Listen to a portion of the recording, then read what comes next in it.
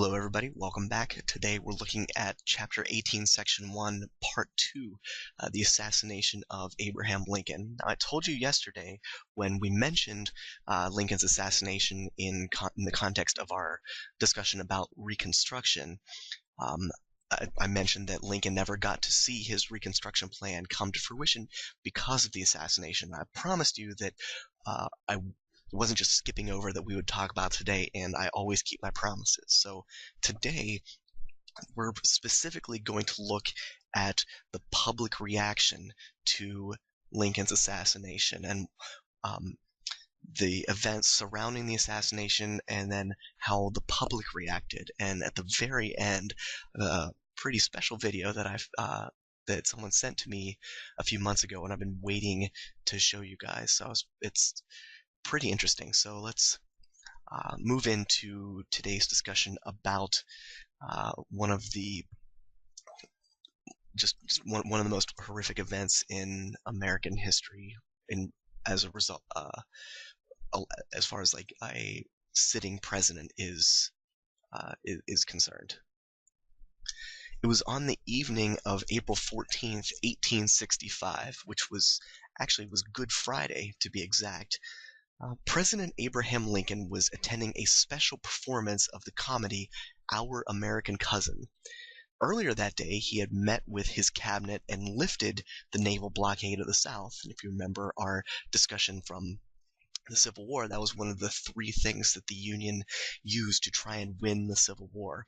So that morning, he had only 5 days after Lee's surrender, he had met with his advisors to lift the naval blockade of the South. And accompanying him that night to Ford's Theater was his wife, Mary Todd Lincoln, a 28-year-old officer named Major Henry R. Rathbone, and Rathbone's fiancée, Clara Harris. Now, after the play was in progress, a figure with a drawn Derringer pistol stepped into the presidential box, aimed, and fired into the back of President Lincoln's head. The president slumped forward. This man, John Wilkes Booth, dropped his pistol and waved a dagger. Rathbone lunged at him, and though he was slashed in the arm, he forced the killer to the railing. Booth leapt from the balcony and caught his spur of his left boot on a flag that was draped over the rail, shattering a bone in his leg upon landing. He stood on the stage and yelled the phrase, "Sic semper tyrannis," thus also to tyrants. And though he was injured, he rushed, and I say rushed, but more like limped quickly out the back door and disappeared into the night on horseback. And this is a picture of the actual pistol that Booth used to shoot Lincoln. Now, a doctor in the audience immediately went upstairs into the balcony. The bullet had entered through the skull behind Lincoln's left ear and was lodged behind his right eye, paralyzing him. The president was barely breathing, and he was carried across 10th Street to a boarding house opposite the theater. But the doctor's best efforts failed, and 9 hours later, at 7:22 a.m., the morning of April 15th, President Abraham Lincoln was pronounced dead. Now, it's interesting to note that Booth was not the only assassin that was out that night. At the same moment that Booth fired the fatal shot into President Lincoln, his accomplice, Lewis Payne, attacked Lincoln's Secretary of State, William Henry Seward. Seward was laying at home in bed, recovering from a carriage accident. Payne entered his mansion, claiming to have a delivery of medicine from the secretary's doctor, and Seward's son, Frederick, was brutally beaten while trying to keep Payne from his father's door. Payne slashed the secretary's throat twice, and even got past Seward's son, Augustus, and an attending hospital corps veteran and a State Department messenger. So he was able to get past all of these people and slash Seward twice. And Payne escaped into the night, believing that his deed was complete, but Do you remember that carriage accident that I mentioned earlier? Well, that actually was what saved Seward's life. Wait, huh? Because of that accident, Seward was recovering in bed while wearing a medical surgical collar, and it was that collar that saved Seward from certain death. Had he not been wearing that metal collar, and imagine a neck brace that people wear for neck injuries now, only this one was made out of steel instead of plastic or cotton. Without that collar, he would have surely died that same night as President Lincoln. And Secretary Seward served another 7 years, during which time he retained his seat with the Johnson administration and purchased Alaska from Russia in 1867. But that's another story for the future. President and Mrs. Lincoln were invited to attend a performance of the play Our American Cousin. They asked General and Mrs. Grant to attend with them. The Grants planned to attend, but at the last minute, they decided to go to Philadelphia. The Lincoln's son Robert also declined, saying he was too tired to go. Then they invited Major Henry Reed Rathbone and his fiancée Clara Harris to sit in their box. Lincoln's mood had changed from elation to depression. The night of the performance, he told his bodyguard that he believed he would be assassinated. Sometime after 10 o'clock, a 26-year-old actor named John Wilkes Booth entered the theater and went to Lincoln's box. The guard who was to protect the president had taken a seat in the theater to watch the play. Booth entered the president's box, drew his pistol, and fired just behind the president's head. The bullet struck him behind the left ear and went through his brain. Rathbone struggled with Booth, but Booth leaped from the box, catching his spur. He broke his leg in the fall, but was able to hobble away. As he left, Booth screamed to the crowd, "Sic semper tyrannis," which means, "Thus ever to tyrants," and is the motto of the state of Virginia. Before the audience realized what had happened, he escaped. Lincoln died the following morning, the 15th of April, at 7:22. Lincoln's assassination had been planned months in advance. Booth and his co-conspirators also planned to assassinate General Grant and Secretary Seward at the same time. All the conspirators were apprehended. It took 12 days to capture Booth and another accomplice, David Herold, who had been hidden by Confederate sympathizers. Secretary Stanton had given orders that Booth was to be brought back alive. Sergeant Boston Corbett was so overcome with emotion when he spotted Booth, he shot him. Booth's last words were, "Tell my mother I died for my country and I did what I thought was best." There were 8 conspirators who were tried by a military commission. David Herold, George Atzerodt, Louis Payne, and Mary Surratt were hanged. The commission voted life imprisonment for Dr. Samuel Mudd, Samuel Arnold, Michael O'Laughlin, and 6 years of hard labor for Edmund Spangler. Lincoln was the first American president to be assassinated. Washington mourned the president for almost a full week before the funeral train left on its slow journey back to Lincoln's home in Springfield. Mourners lined the railroad tracks at all hours of the day to get a glimpse of the train that carried their beloved president, the man who had addressed an Indiana regiment on March 17, 1865, and said, "With malice toward none, with charity for all, with firmness in the right as God gives us to see the right, let us strive on to finish the work we are in, to bind up the nation's wounds, to care for him who shall have borne the battle, and for his widow and his orphan, to do all which may achieve and cherish a just and lasting peace among ourselves and with all nations."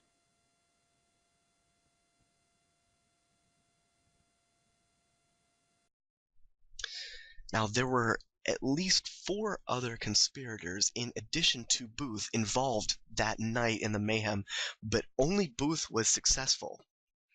There were plans to kill the vice president, the president, the secretary of state, and the speaker of the house, so to in essence completely demolish the federal government. But only Booth was successful in this plot.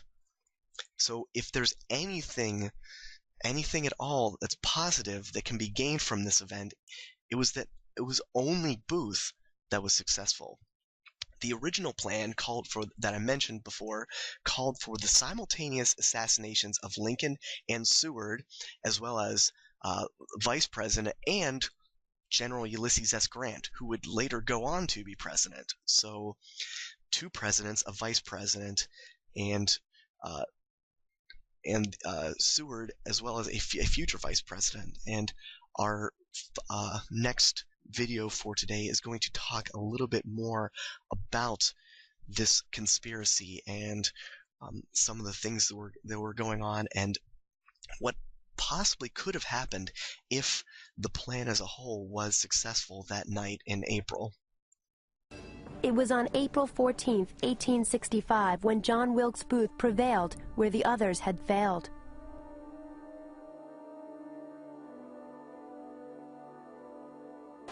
But did Booth and his conspirators, most of whom were hung for their complicity in the plot, act independently? Or were they working for the Confederate Secret Service? I believe that John Wilkes Booth was a willing vessel for the Confederate government to use because of his animosity, his anger, his frustration as to the conduct of the war, his hatred of Abraham Lincoln. I think he was a ripe candidate. But Booth's actions in the days leading up to and after the assassination suggest he may have been more. We do know that the Confederate government did support and help Booth. The places that were available to him to hide and plan, the people that he knew, these were all people associated with the Confederate government. In September 1864, a Confederate spy recruited Booth to kidnap Lincoln from his coach. Only a change in Lincoln's schedule frustrated their plot. Between October 1864 and April 1865, Booth met at least 5 times with Confederate agents as far north as Montreal. Each stop on his escape route was a rebel safe house. It was 2 weeks before Booth was finally shot by a Union soldier in a barn in Virginia. We may never know if Booth was working for the Confederates. But the evidence suggests that his act at Ford's Theater extended past his small circle of co-conspirators. By that time, the Civil War had ended and the Confederacy had surrendered. Lincoln's defense of the Union had prevailed. But what would have happened if Lincoln had died before the end of the war? How would the destiny of America have changed? His death clearly would have led to the dissolution of the Union war effort. Virtually every family in the country has been affected at this point. They have lost husbands, fathers, sons. The consensus that Lincoln had been able to build after Fort Sumter is losing its momentum. Without Lincoln's passionate defense of the Union, Northern leaders may have tired of the bloodshed.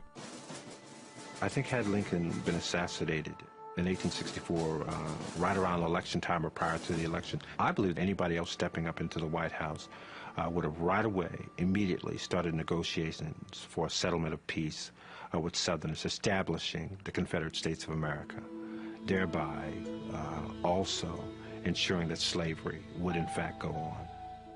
The Confederate secession would have had implications far beyond American slavery.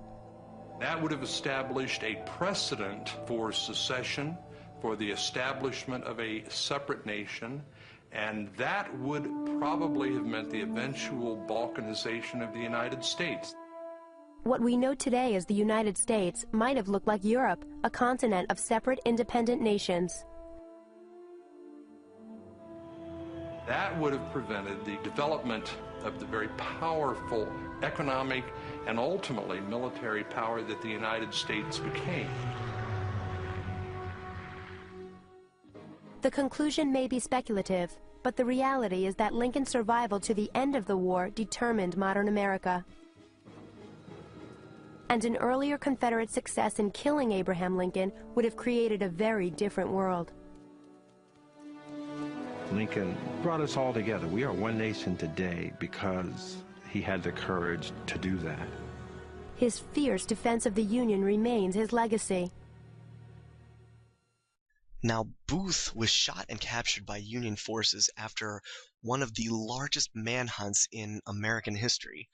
He had been hiding in a barn near Bowling Green, Virginia, and died later that same day that he was captured in April 26, 1865, which coincidentally was his 27th birthday.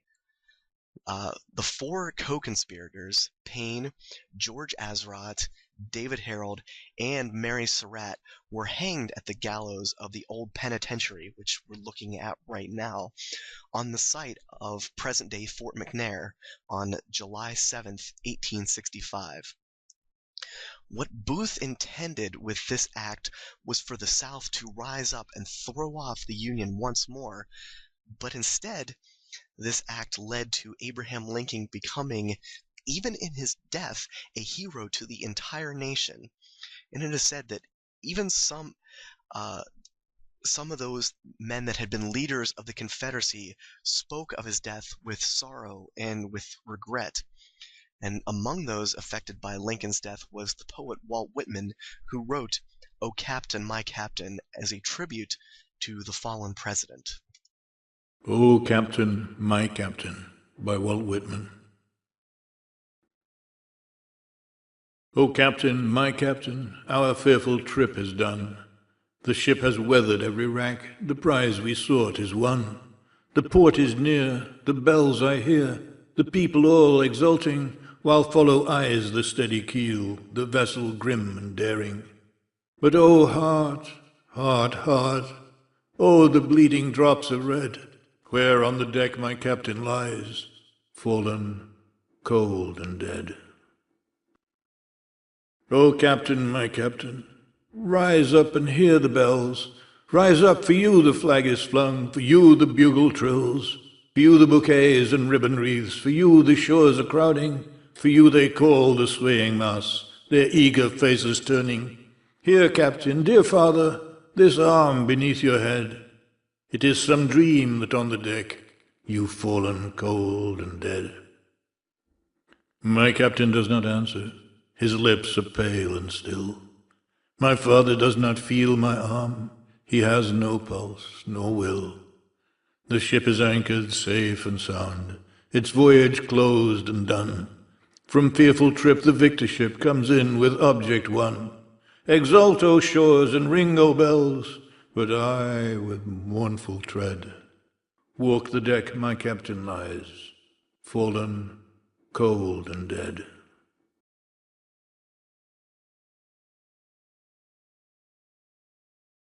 Which brings us to our assignment for today. Now, I want you to imagine that you were there on that fateful night in April, and you were in the audience at Ford's Theater taking in the play Our American Cousin, when all of a sudden you hear a shot, but it didn't come from the stage. You saw a man standing and leaping from the balcony where earlier you were pretty sure you had seen the president and his wife sitting. What happened next? What's going on in the theater? It is now later that night, and you're finally home from the theater. And your assignment is to write a journal entry giving a personal account of what happened that night in Ford's Theater. And I've given you some possible things that you can write about in this entry, but I want you to feel free to be creative. Some things that you might write about. What happened? How was the play going before the president was shot? Where were you sitting? Did you see Booth shoot the president? What was that phrase you think you heard him yell as he leapt from the stage? And so on. What are some of the things that you noticed about the crowd? Your description should be a short paragraph with a minimum of 3 details, reasons, or facts, and explanations for each of these reasons, details, or facts. And what I'm looking for is the details you provide, but spelling and grammar are also very important. Now, remember, you're going to need a strong topic sentence that introduces me to your journal entry and a strong concluding sentence. And at the very bottom of the page, I have listed these links to give you some more helpful details about what went on at Ford's Theater on that fateful night in April. This is the the homepage for Ford's Theater.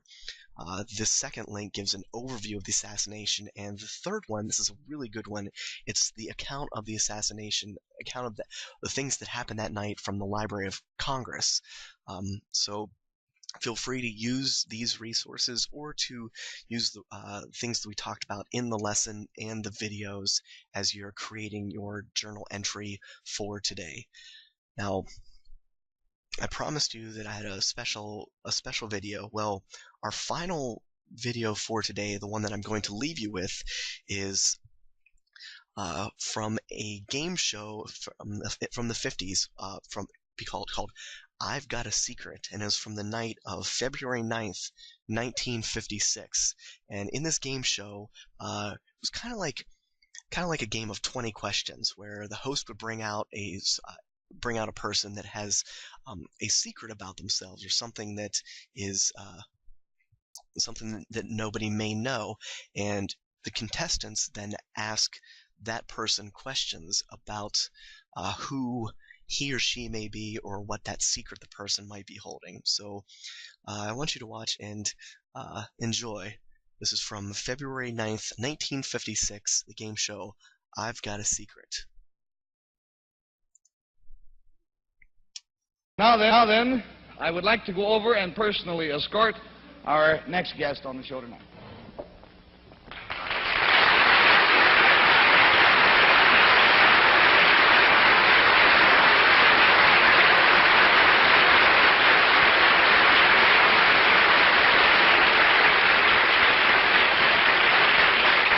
There you go.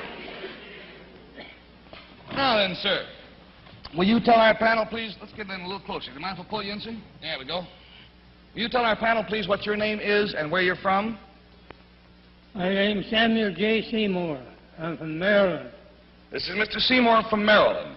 And we brought Mr. Seymour all the way up from Maryland, and by golly, he got in a hotel and fell down the steps and gave himself a shiner. And we urged him not to come on the show tonight, as a matter of fact, and finally got in touch with his doctor, and the doctor said it was up to Mr. Seymour. Mr. Seymour said he wouldn't miss it. So here he is. I'm feeling apparently pretty well.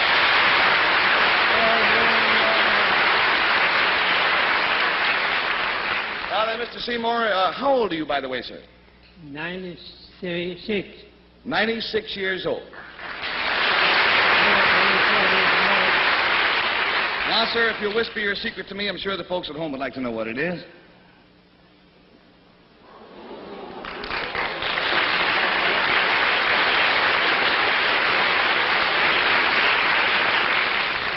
Well, now, to help classify his secret, I will tell you it concerns something that he witnessed. And Bill Cullen, we'll start with you. Something that he saw, something he saw happen. This thing that Mr. Seymour saw, does it have historical significance? Does this have historical significance, Mr. Seymour? I would say yes, wouldn't you, sir? I can't hear him very good. You have to tell me what you hear. Yeah, there's quite a distance between our desks here. Let's all speak up, huh? Does it have political significance? It had political significance at the time. Yeah. Yes. Well, if you're 96, that would make Mr. Seymour born in 1860. Henry is such a mathematician. Yeah, he's been writing over there all the time.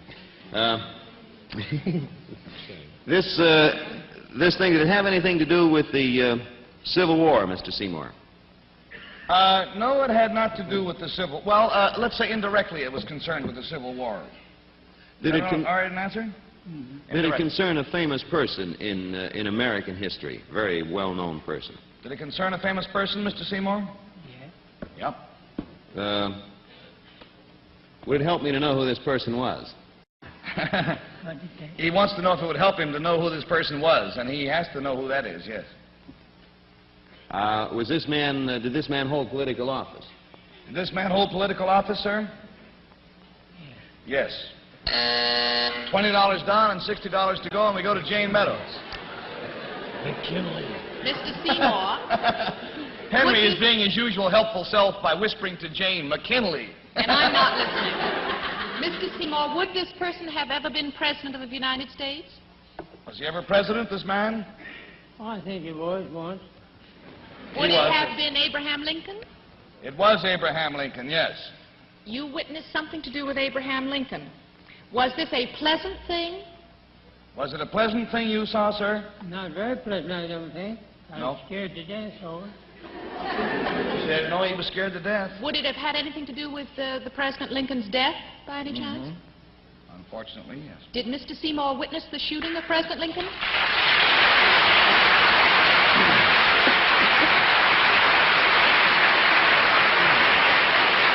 We found out about Mr. Seymour through a recent article in the American Weekly, and it said, "I saw Lincoln shot." And this article is by Samuel J. Seymour, and it goes on to say that Mr. Seymour was 5 years old at the time. He had been taken to Ford's Theater by some good friends, and the curious thing was that when he was this youth, 5 years of age, when he saw Booth jump from the box to the stage, at which time he broke his leg, his only concern was not for the president, because he didn't realize that the president had been shot, but the poor man who fell out of the balcony.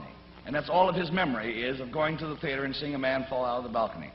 Sir, it's been a great joy and you might say an honor to have you. Are, by the way, the only living witness of that tragic event. And we are certainly going to forfeit the complete $80 to you just for your courage in coming here to see us tonight.